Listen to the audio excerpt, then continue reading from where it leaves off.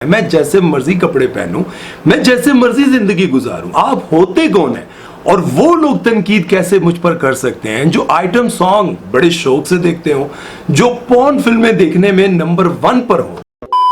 अस्सलाम वालेकुम ख़वातीन व हज़रात, मैं हूं आपका मेज़बान सुमैर। तो आज के नए प्रोग्राम में हम आपको खुशामदीद कहते हैं। दोस्तों, पाकिस्तान की एक बहुत बड़ी एक्ट्रेस जिनका नाम है उशना शाह, उनके कपड़ों के हवाले से एक बहुत बड़ी बहस छिड़ी हुई है सोशल मीडिया पर। वो खुद भी अपने चाहने वालों को बहुत खरे खरे जवाब दे रही हैं और उनके चाहने वाले भी कुछ उन पर तनकीद कर रहे हैं, कुछ उनको गालियां दे रहे हैं, कोई तहजीब के दायरे में उनको समझाने की कोशिश कर रहे हैं कि हमारी वजह से ही आप एक आम उशना नामी लड़की से उशना शाह सुपरस्टार बन गई हैं। तो आपको अपने चाहने वालों का ख्याल करना चाहिए। ये मामला क्या है उनके कपड़ों के हवाले से, ये क्या बहस है, क्यों उन पर इतनी ज़्यादा तनकीद की जा रही है, क्यों उनको गालियां दी जा रही हैं, ये सारा मामला आपके सामने रखूंगा। उसके बाद फैसला आपने करना है क्या उशना शाह ठीक है या फिर उनके चाहने वाले यानी कि पाकिस्तानी अवाम वो ठीक कह रही है। तो वीडियो शुरू करते हैं, लेकिन उससे पहले आप दोस्तों से गुजारिश है कि अगर अभी तक आपने हमारे चैनल को सब्सक्राइब नहीं किया तो सब्सक्राइब कर दे। सब्सक्राइब नहीं करना चाहते तो सब्सक्राइब वाले बटन पर छिक्के एक कुसन मारें और बेल आइकन पर पप्पी कर दें। सबसे पहले तो ये बात समझ से बाहर है कि कोई भी पाकिस्तानी एक्ट्रेस जब सुपरस्टार बन जाती है और उसके बाद जब वो यूरोप घूमने के लिए जाती हैं तो सबसे पहले उनकी शलवारें गायब हो जाती हैं। मतलब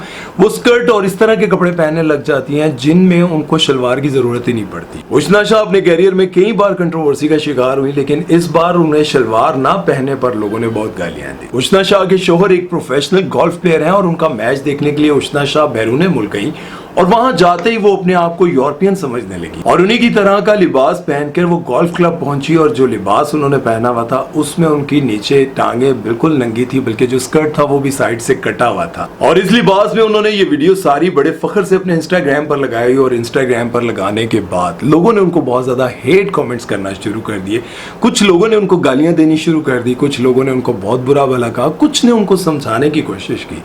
अब ये सारी चीजें इतनी ज्यादा हाइप पकड़ गई, इतनी ज्यादा इस पर बात होने लगी कि उशना शाह को गुस्सा आया और उन्होंने फिर जवाब में ये कहा कि आप लोग शायद भूल गए, मैं एक कैनेडियन लड़की हूं और मैंने अपना बचपन अपनी सारी जिंदगी कनाडा में गुजारी है और मेरी जिंदगी की सबसे बड़ी गलती ये है कि मैं शुरू से छोटे कपड़े पहनती थी, लेकिन पाकिस्तानियों का ख्याल करते हुए मैंने इस तरह के कपड़े पहनने छोड़ दिए और उसके बाद जब मैंने अपनी शादी पर इस तरह का लिबास पहनकर डांस किया तो मेरे फैंस को बहुत बुरा लगा और मेरी जिंदगी की सबसे बड़ी गलती ये थी कि मैंने आप लोगों से माफी मांगी। मुझे आप लोगों से माफी मांगनी ही नहीं चाहिए थी। मेरी जिंदगी है, मैं जैसे मर्जी कपड़े पहनूं, मैं जैसे मर्जी जिंदगी गुजारूं। आप होते कौन है और वो लोग तनकीद कैसे मुझ पर कर सकते हैं जो आइटम सॉन्ग बड़े शौक से देखते हो, जो पॉर्न फिल्में देखने में नंबर 1 पर हो। आप अंदाजा लगाएं कि उन्होंने गुस्से में आकर कहा कि पाकिस्तानी जो नंबर 1 पर हैं पॉर्न फिल्में देखने में और दुनिया में वो मशहूर है कि पाकिस्तानी सबसे ज्यादा गंदी फिल्में देखते हैं,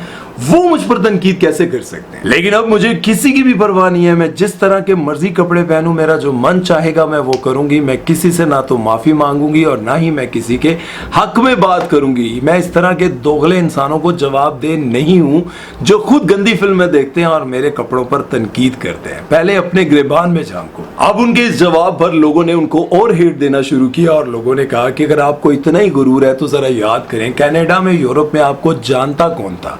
पाकिस्तानी लोगों ने आपको इसलिए पसंद किया था, इसलिए सुपरस्टार बनाया था क्योंकि आप ड्रामों में शलवार कमीज सोबर कपड़े पहनकर दुपट्टा कर कर आती थी। लोगों ने आपको देखते हुए पसंद किया, आपको इतना ज्यादा पसंद किया कि आप सुपरस्टार बन गई और इसी पाकिस्तानी अवाम ने आपको सुपरस्टार बनाया जिसको आप गालियां दे रही हैं। फिर और बहुत सारे लोगों ने बहुत कुछ लिखा और कुछ लोगों ने यह भी लिखा कि अब हम आपको इस नंगेपन के साथ कबूल नहीं करेंगे और ना ही आपको पसंद करेंगे।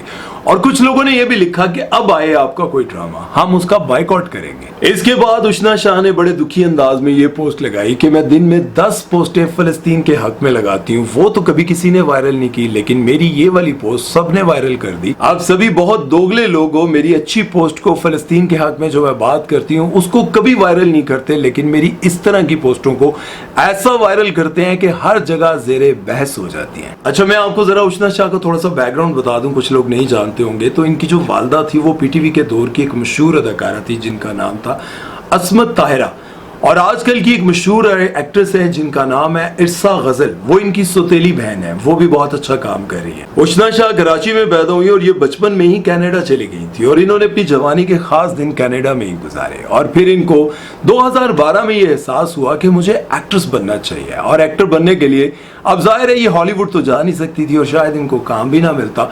इन्होंने पाकिस्तान का रुख किया क्योंकि पाकिस्तानी शोबिज़ इंडस्ट्री में इनकी फैमिली के बहुत ज़्यादा कॉन्टेक्ट्स थे। और फिर ये 2012 में पाकिस्तान आई और इन्होंने एंट्री मारी शोबिज़ इंडस्ट्री में। लेकिन सोचने की बात यह है कि जब ये कनाडा से पाकिस्तान आई थी तो अगर इस तरह के लिबास में आती और इस तरह के लिबास में कहती कि मुझे पाकिस्तानी ड्रामों में काम दे दिया जाए, क्या इनको मिल जाता काम? वैसे तो इन्होंने स्टार्ट में बहुत सारे ड्रामों में काम किया, लेकिन जो इनको मेन किरदार मिला उस ड्रामे का नाम था बशर मोमिन। उसमें इनके साथ फैसल कुरैशी थे और इनका किरदार बड़ा मासूम सा था, एक मासूम सी लड़की का।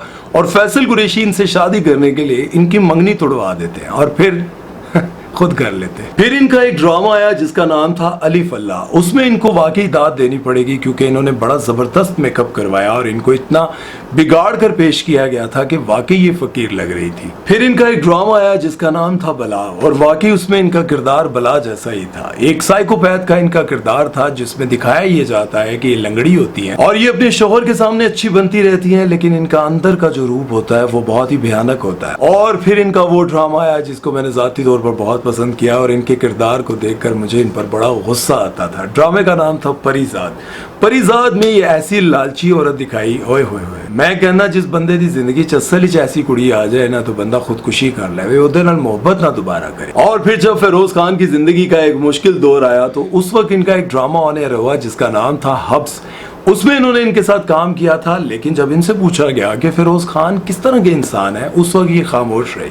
बिल्कुल इन्होंने फिरोज खान के हक में बात नहीं की। लेकिन इनको कुछ अरसे के बाद जब पता चला मुझे एक प्रोजेक्ट में फिरोज खान के साथ काम करने का मौका शायद मिल जाए, तो उस वक्त वो इनके हक में बोली और कहने लगी मैंने तो फिरोज खान के साथ काम किया था, मुझे तो ऐसे नहीं लगे। इन्होंने अपने कैरियर में तकरीबन 50 से ज्यादा ड्रामा और टेलीफिल्म्स में काम किया और इन्होंने अपनी एक्टिंग का लोहा मनवाया। लोग इनको पसंद करते हैं, इनकी एक्टिंग वाकई बहुत अच्छी है। लेकिन जब इस तरह का लिबास पहनती हैं तो फिर लोगों को बहुत बुरा लगता है। जब इन्होंने अपनी शादी पर नीम बरना हालत वाला वो कोई लिबास पहना तो उस पर भी बहुत बड़ी कंट्रोवर्सी बनी, लोगों ने इनको बहुत बुरा भला कहा। लेकिन उस वक्त इन्होंने माफ़ी मांग ली और लोगों ने कहा कि चलें, माफ़ी मांग लेना बहुत बड़ी बात होती है। लेकिन सोचने की बात यह है कि हमारी पाकिस्तानी एक्ट्रेस जो कि मुसलमान हैं और मुसलमान घराने में पैदा हुई हैं, वो हॉलीवुड और बॉलीवुड वालों को क्यों कॉपी करने लगी हैं? आप लोगों ने देखा होगा बॉलीवुड की बहुत सारी रील्स सामने आ रही होती हैं सोशल मीडिया पर जिसमें वो जिम से निकल रही होती हैं और कहा यह जाता है कि जो भी उनकी वो रील्स बन रही होती हैं, जो भी मीडिया वाले सामने आए होते हैं, वो सामने आकर कह रही होती हैं आप लोग यहाँ भी पहुँच गए, आप लोगों को पता कैसे चलता है? अंदर की बात यह है कि वो खुद फोन करके बुलाती हैं और खुद उनको अपने बॉडी के वो सारे पार्ट्स दिखाती हैं जो कि नहीं दिखाने चाहिए थे। क्योंकि आप सभी जानते हैं कि मैं शोबिज़ इंडस्ट्री के हवाले से कंटेंट बनाता हूँ, इन्हीं एक्टर्स एक्ट्रेस पर बात करता हूँ, ड्रामा फिल्म्स गानों पर। मेरा जो YouTube चैनल की जो मेरी नीच है वो यही है कि मैं इंडस्ट्री के हवाले से आप लोगों को आगाह करता रहता हूँ। तो आप लोग ये बात मानते होंगे कि जब मैं 1978 के गाने निकालता हूँ, 68 के गाने निकालता हूँ, 85 के इंडियन पाकिस्तानी गाने निकाल रहा होता हूँ, उनके इंटरव्यू सुन रहा होता हूँ, तो मैं देखकर हैरान होता हूँ। पाकिस्तान समेत दुनिया भर की जितनी भी एक्ट्रेसेस थी वो इस तरह का लिबास नहीं पहनती थी जो अब पाकिस्तानी इंडियन एक्ट्रेस पहनती हैं। बाहर जाते हुए खैर इंडियन तो बहुत ज़्यादा ही वो बोल्ड हो जाती हैं, लेकिन पाकिस्तानी भी अब कुछ कम नहीं है। इकरा अजीज और यासिर हुसैन भी पिछले दिनों कंट्रोवर्सी का शिकार बने थे जब इकरा बाहर गई थी और उन्होंने जिस तरह का लिबास पहना था, उस लिबास को सोशल मीडिया पर बहुत ज़्यादा वायरल किया गया था। और लोगों को इतराज़ बेसिकली ये है कि ड्रामों में इनका जिस तरह का हम रूप देखते हैं और इनके मदा बन जाते हैं, इनके चाहने वाले बन जाते हैं, इनको पसंद करने लग जाते हैं। और बाकी जो फैंस होते हैं ना यार, मैं कई बार सुनता हूँ यार उस पर तो मैं मरता हूँ, हालांकि वो ये बात जानता है कि मैं कभी उससे नहीं मिल सकता, मैं कभी उससे, जाहिर है स्टेटस और बहुत सारी चीज़ों को फ़र्क होता है, तो वो कहता है कि यार मैं उस पर मरता हूँ यार, मेरी ज़िंदगी में अगर बहुत बड़ी कोई ख्वाहिश है तो वो ये है कि फ़लाँ एक्ट्रेस से मैं मिल लूँ, उससे शादी कर लूँ। अब आप सोचें कि वही बंदा अगर उनको इस हालत में देखे तो फिर क्या होगा। और दूसरी बात ये है कि जब भी कोई पाकिस्तानी एक्ट्रेस नई नई आती हैं तो वो बहुत ज़्यादा डिसेंट सोबर रहती हैं, बहुत अच्छे से दुपट्टा भी करती हैं, पूरे के पूरे कपड़े भी पहनती हैं, लेकिन जैसे ही उनको एक ऐसा बड़ा ड्रामा मिलता है जो सुपर डुपर हिट होता है तो फौरन इंस्टा पर उनकी ऐसी ऐसी रील्स आने लग जाती हैं। फिर वो पाकिस्तान से बाहर जाती हैं तो फिर बाहर जाने के बाद जिस तरह से वो चीज़ें सामने आती हैं तो फिर लोगों को बहुत बुरा लगता है। बहरहाल ये सारी सिचुएशन आप सबके सामने रख दी है। मुझे यूँ लगता है कि देखिए उषना शाह को किसी भी शोहरत की ज़रूरत नहीं है, ना ही उनको किसी कंट्रोवर्सी की ज़रूरत है। सबसे अच्छी बात उनकी है कि वो फ़लस्तीन के हक़ में बात करती रहती हैं। वो कहती हैं कि फ़लस्तीन के हक़ में बात करते हुए क्या होगा अगर मुझे कुछ एड्स नहीं मिलेंगे, मैं साल की नई 2 गाड़ियाँ नहीं ले सकूँगी तो क्या फ़र्क पड़ जाएगा, कोई बात नहीं, लेकिन मैं उनके हक़ में बात करती रहूँगी। ये उनकी अच्छी बात है। लेकिन दूसरी बात उनको ये भी सोचनी चाहिए कि जब आपके चाहने वाले आपके अपने, ये सब आपके अपने हैं जो आपको चाहते हैं, ठीक है, दोगलापन ये चीज़ें, वो भी आपकी बात ठीक है कि एक तरफ आइटम सॉन्ग भी यही लोग देखते हैं और दूसरी तरफ तनकीद भी यही लोग करते हैं, ये बात भी आपकी 110% ठीक है। लेकिन फिर भी आपको अल्लाह ने सब कुछ दे दिया है, गाड़ी, घर, बंगला, इज्जत, शोहरत, दौलत, जहाँ आप चाहती थी वहाँ शादी हो गई, कनाडा, दुनिया के किसी मुल्क में आप जाना चाहें जा सकती हैं। बहुत सारे ऐसे लोग हैं जो पिंडी इस्लामाबाद से बाहर नहीं जा सकते, अपने शहर तो क्या अपने इलाके से कभी बाहर नहीं जा सकते, 2 वक्त की रोटी के लिए तरसते हैं। अल्लाह ने आपको सब कुछ दे दिया है, क्या ज़रूरत है आप उन लोगों को फॉलो करें। आप, मैं इन लोगों के लिए नहीं कह रहा हूँ, आप अपनी ज़िंदगी को सोचते हुए, अपनी आखिरत को सोचते हुए अपने आप को सुधारें तो मेरा ख्याल है कि अच्छा होगा, दुनिया में भी कामयाब और आखिरत में भी कामयाब। अपना ख्याल रखिएगा, दुआ में याद रखिएगा। सुमैर चौधरी को दीजिए इजाज़त, अल्लाह हाफ़िज़।